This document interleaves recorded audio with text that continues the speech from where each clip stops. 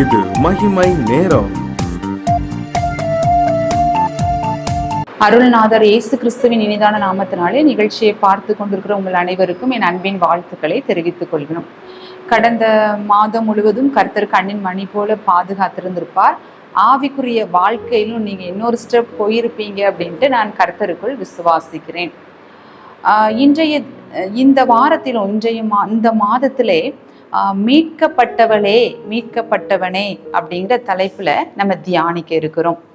ஏசாயா 51 அதிகாரம் 11வது வசனம், நித்திய மகிழ்ச்சி அவர்கள் தலையின் மேல் இருக்கும். சரியா, ஒரு அழகான வாக்குத்தத்த வசனம் இருக்குது. அதுல அவர்கள் அப்படின்னு இருக்குது. நம்ம அதை இப்படி மாத்தி கேட்கணும், எவர்கள். சரியா, அப்ப எவர்கள் மேல் நித்திய மகிழ்ச்சி இருக்கும் அப்படின்னு நம்ம பார்க்க போகிறோம். சரியா, கர்த்தரால் மீட்கப்பட்டவர்கள் மேலதான் நித்திய மகிழ்ச்சி இருக்கும். ஏசாயா 62 அதிகாரம் 12வது வசனம், அவர்களை பரிசுத்த ஜனம் என்றும் கர்த்தரால் மீட்கப்பட்டவர்கள் என்றும் சொல்லுவார்கள். கர்த்தரால் மீட்கப்பட்டவர்கள் மேலதான் நித்திய மகிழ்ச்சி இருக்கும். நம்ம கர்த்தரால் மீட்கப்பட்டவர்கள் யாருன்னு பார்த்தோம் அப்படின்னா நம்ம தான். சரியா, நம்ம தான் கர்த்தரால் மீட்கப்பட்டவர்கள். கர்த்தரால் மீட்கப்பட்டவர்கள் நம்ம அப்படின்னா நம்மளுடைய மீட்பர் யார்? அதுக்கும் ஆதாரம் இருக்குது. ஏசாயா 54வது அதிகாரம் 5வது வசனம், இஸ்ரவேலின் பரிசுத்தர் உன் மீட்பர். சரியா, இஸ்ரவேலின் தேவனாகிய கர்த்தர் தான் நம்முடைய மீட்பர். அவராலே மீட்கப்பட்டவர்கள் தான் நாம் அனைவரும். சங்கீதக்காரன் தாவீது கூட சொல்லியிருக்கிறாரு. 14வது வசனம், சங்கீதம் 19:14 சொல்லப்பட்டிருக்குது, என் கண்மலையும் என் மீட்பருமாகிய கர்த்தாவே அப்படின்னு சொல்லிட்டு தாவீது சொல்றாருன்னு. அப்ப ஆண்டவராகிய இயேசு கிறிஸ்து நம்முடைய மீட்பர். நாம் எல்லாரும் அவரால் மீட்கப்பட்டவர்கள். சரி, மீட்பர் யாருன்னு தெரிஞ்சிட்டு மீட்கப்பட்டவர்கள் யாருன்னு தெரிஞ்சிட்டு நம்மளை எப்படி மீட்டார்? அதாவது நம்ம மீட்கப்பட்டிருக்கோம் அப்படின்னா நம்ம ஏதோ ஒரு இதுல அடப்பட்டிருக்கோம், அதனாலதான் நம்மளை மீட்டிருக்கிறாருன்னு அர்த்தம். சரியா, நம்மளை எப்படி மீட்டார் அப்படின்னு நம்ம கொஸ்டின் எழுப்பணும் அப்படின்னா, வெளிப்படுத்தின விசேஷம் 5வது அதிகாரம் 9வது வசனத்துல இருக்கிறது, எங்களை தேவனுக்கென்று உம்முடைய இரத்தத்தினாலே மீட்டு கொண்டு. சரியா, நம்ம அனைவரையும் அவர் தன்னுடைய இரத்தத்தை சிந்தி நம்மை மீட்டு கொண்டார். அவருடைய குற்றமற்ற பரிசுத்தமான விலையேற பெற்ற இரத்தத்தை சிந்தி நம்ம அனைவரையும் தேவனுக்கென்று நம்மை மீட்டு கொண்டார். சரியா, அப்போ மீட்பர் யாருன்னு தெரிஞ்சிடுச்சு, மீட்கப்பட்டவர்கள் நாம்னும் தெரிஞ்சிடுச்சு. எப்படி மீட்டார்? அவருடைய இரத்தம் சிந்தி நம்மை மீட்டார்னு தெரிஞ்சிச்சு. எதிலிருந்து மீட்டார்? அதாவது எதற்காக நம்மளை அவர் மீட்கணும்? நம்ம எந்த இடத்துல அடைபட்டிருந்தோம் நம்மளை மீட்பதற்கு? நம்ம எதிலிருந்து நம்மை மீட்டார் அப்படின்னு சொல்லிட்டு நம்ம எல்லாருக்கும் ஒரு கொஸ்டின் ரைஸ் ஆகும்னு. எதிலிருந்து மீட்டார் அப்படின்னா, கலாத்தியர் 3வது அதிகாரம் 13வது வசனத்துல சொல்லப்பட்டிருக்கு, நியாய பிரமாணத்தின் சாபத்திற்கு நம்மை நீங்களாக்கி மீட்டு கொண்டார். நியாய பிரமாணம் கர்த்தர் வகுத்து தந்தது. சரியா, நியாய பிரமாணம் நல்லது. அப்ப நியாய பிரமாணத்தை எப்படி நம்ம சாபம்னு சொல்லலாம் அப்படின்னு தோணும்னு. ஒரு நியாய பிரமாணம் அப்படின்னு இருந்துச்சுன்னா, ஒரு ரூல்ஸ்ன்னு ஒண்ணு இருந்துச்சுன்னா, அந்த ரூல்ஸ் படி நடக்கிறவங்களுக்கு ஏதோ ஒரு கிரெடிட் கிடைக்கும். அப்ப ரூல்ஸை ஃபாலோ பண்ணாதவங்களுக்கு ஏதோ ஒரு பனிஷ்மெண்ட் கிடைக்கும். சரியா, அந்த பனிஷ்மெண்ட்டை தான் இதுல சாபம்னு சொல்லுது. அந்த நியாய பிரமாணம்னு சொல்லி ஒண்ணு வந்ததுனாலதான் அந்த பனிஷ்மெண்ட்னு ஒண்ணு வருது.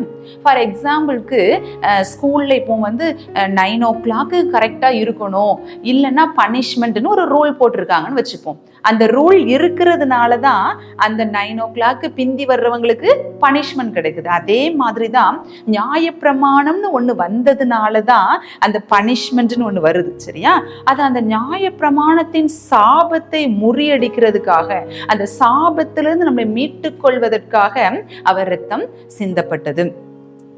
இன்னொன்று பார்க்கலாம், ஆண்டவராய் தேவன் வந்து நம்மளுக்கு நிறையா கட்டளைகளையும் கற்பனைகளையும் நமக்கு தந்தார். அதில் ஒன்று என்ன அப்படின்னா, ஓய்வு நாளை பரிசுத்தமாக ஆசரிப்பாயாக அப்படின்னு இருக்குது. சரியா?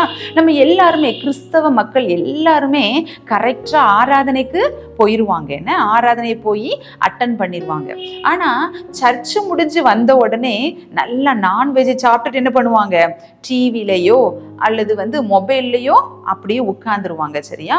அப்போ நம்ம அந்த நாளை ஆண்டவருக்கென்று பரிசுத்தப்படுத்துகிறோமா இல்லைன்னா பரிசுத்த குறைச்சலாக இருக்குகிறோமா? அப்போ இந்த இடத்துல எல்லாருக்குமே கண்டிப்பா என்ன வந்துடும், நியாய பிரமாணத்தின்படி சாபம் வந்துடும். சரியா? அப்ப இந்த நியாய பிரமாணத்தின் சாபத்திற்கு நம்மளை நீங்களாக்கி ரட்சிப்பதற்காக ஆண்டவர் இரத்தத்தை சிந்தினார். அந்த நியாய பிரமாணத்தின் சாபத்திலிருந்து ஆண்டவர் நம்மை மீட்கிறார். ஆண்டவர் நம்முடைய மீட்பர். நாம் எல்லாரும் அதிலிருந்து மீட்கப்பட்டவர்கள். சரியா? அடுத்து பாருங்க, இன்னொரு இது எதுல இருந்து அவர் நம்மை மீட்கிறார் அப்படின்னா, யாத்திராகமம் 6வது அதிகாரம் 5வது வசனம்.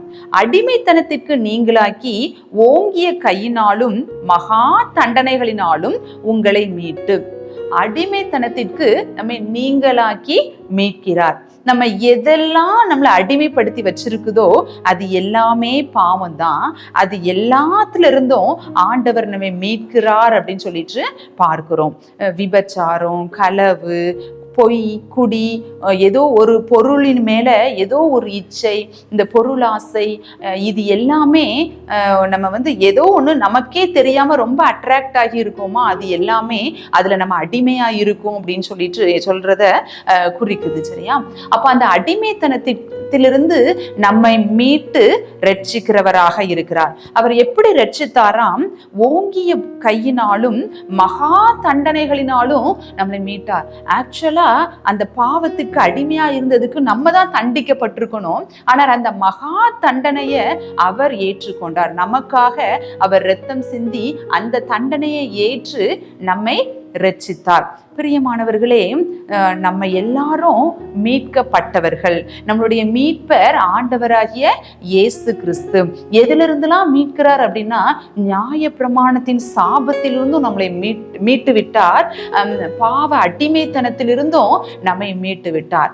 சரி, நான் வந்து எதுக்காக நான் மீட்கப்படணும்? மீட்கப்படாம அப்படி இருந்துட்டா ஓகே தானே, அந்த பனிஷ்மெண்ட்டை நானே வாங்கிக்கிட்டா எனக்கு ஓகே தானே அப்படின்னு கூட சிலருக்கு தோணும். சரியா? எதுக்காக ஆண்டவர் எனக்காக இரத்தம் சிந்தணும், எதுக்காக என்னை அவர் மீட்கணும், அந்த நான் செய்யற ஒவ்வொரு தவறுக்கும் உண்டான பனிஷ்மெண்ட்டை நானே வாங்கிக்கிறேன் அப்படின்னு சொல்லிட்டு நம்ம தோணுச்சு அப்படின்னா, அதுக்கும் ஒரு இது இருக்குது. என்ன அப்படின்னா, யாத்திராகமம் 13வது அதிகாரம் அந்த 13வது 15வது வசனம் வரைக்கும் நம்ம வாஸ்து பார்த்தோம்னா இருக்குது. ஏன்னா எனக்கு அப்படி தோணுச்சுன்னு, எதுக்காக ஆண்டவர் நம்மை மீட்கணும், நம்ம மீட்கப்படாம நம்ம பனிஷ்மெண்ட்டை நம்மவே வாங்கிக்கிட வேண்டியதானேன்னு சொல்லிட்டு எனக்கு தோணுச்சு. அப்போ இந்த அதிகாரத்தை ஆண்டவர் காமிச்சாரு. மீட்கப்படாவிட்டால் அதன் கழுத்தை முறித்து போடு அப்படின்னு சொல்லிட்டு அதுல இருக்குது. பிரியமானவர்களே, நாம் அனைவரும், மனுக்குல மக்கள் அனைவரும் மீட்கப்பட வேண்டியது அவசியம். நம்ம மீட்கப்படலை அப்படின்னா நம்மளுடைய கழுத்தை முறித்து போடணும் அப்படின்னு சொல்லிட்டு இருக்குது. ஆண்டவர் நமக்காக, நம்ம அடிமைத்தனத்திற்காக, நியாய பிரமாணத்தின் சாபத்திலிருந்து நம்மை மீட்பதற்காக அவருடைய பரிசுத்தமான அந்த மாசற்ற குற்றமற்ற இரத்தத்தை சிந்தி நம்மளை மீட்டு கொண்டார். நம்ம இப்ப எல்லாரும் எப்படி ஆயிட்டோம்னா, மீட்கப்பட்டவர்களாக மாறிவிட்டோம். மீட்கப்பட்டவர்களாகிய நம்ம மேல நித்திய மகிழ்ச்சி தங்கி இருக்கும். கர்த்தர் தாமே உங்களை ஆசீர்வதிப்பாராக. ஜெபம் செய்வோம். அன்புள்ள இயேசப்பா, இந்த அருமையான வேலைக்காக உமக்கு கோடான கோடி நன்றி தகப்பனே. எங்கள் ஒவ்வொருவரையும் உடைய தூய இரத்தம் சிந்தி எங்களை மீட்டெடுத்திருக்கிறீங்க. அதற்காக உமக்கு நன்றி இயேசப்பா. மீட்டெடுக்கப்பட்டவர்களாய் எங்கள் ஒவ்வொருவர் மேலும் நித்திய மகிழ்ச்சி தங்கி இருக்கும்படி நீங்க செய்யுங்க. ஆமேன்.